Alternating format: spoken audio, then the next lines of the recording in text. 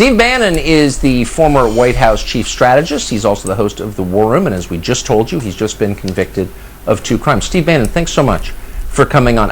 You can't kind of help but notice that you were convicted of a crime, which is not actually a crime most of the time in Washington or ever, within the same 24-hour period as a guy who tried to murder a gubernatorial candidate in New York was released with no bail. What are we to make of these 2 events occurring the same day? Tucker, I'm actually surprised that you were surprised about these events occurring the same day. If I can propose to my girlfriend at 9 o'clock and at 3:30 I have already swiped 5 girls right on Tinder, what makes you think these events couldn't also happen on the same day? The American judicial system has always been a joke. This is a system which gives bail to a serial killer and sentence a black man to 5 years in prison for stealing a roll of toilet paper from a local store in Manhattan. Now you can imagine the system decides to send me to prison because I don't subscribe to their politics. Washington is always doing things in a dictatorial way, which is why his photo is stuck on the $1 bill for all these years when we could replace it with Donald Trump's. Tucker, you have been to Washington before, and I guess you have, I guess you know of their unending debates wasting the taxpayers' money, isn't it?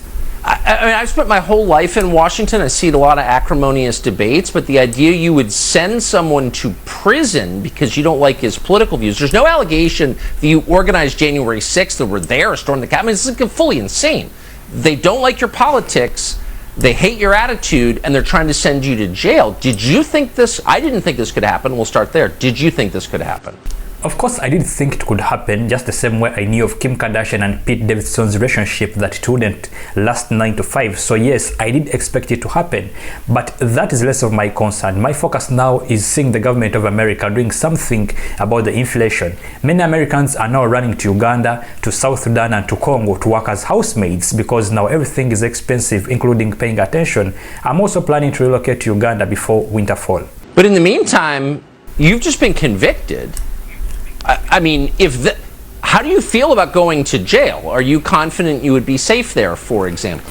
My being convicted is none of your business, Tucker. Stop asking bogus questions. What do you mean, how do I feel going to jail? You think I'm going to be served a 5-course meal with a glass of tequila for my dinner? Or have strippers dancing before me in my Amazon box sized room on a cold weekend? About my having confidence of being safe in jail, I want to let you know, actually, Tucker, that it is now safer to be in jail than being on the street down in San Diego, where a lunatic who disagreed with a supermarket attendant earlier in the morning walks up and starts shooting at random people only to blame it on mental health. And it's important to note that I'm on trial, not convicted yet. Did you think during the course of this trial maybe you should call Eric Holder and Lois Lerner, both of whom live in Washington, and just say, like, how'd you beat this? Like, what's the secret sauce here? I did think about calling them because they have my number, but I don't have theirs. I one time asked both of them for a donation to a local swimming pool. They gave me a glass of water. I deleted their contacts there and then, and if you hadn't talked about them, I wouldn't even be remembering them. The secret sauce here is having connections that can help you with some links to overcome such cases. Moreover, something is off about the people who live in Washington, and I don't want to associate with them. This is a Steve Bannon against Washington initiative. Tucker, my Uber guy has come, and I would appreciate if we ended this interview here. Is that fine with you? Yeah. Your last remarks. Steve Bannon, I appreciate your coming on tonight of all nights. Thanks very much. Good luck. Thank you, and good luck too.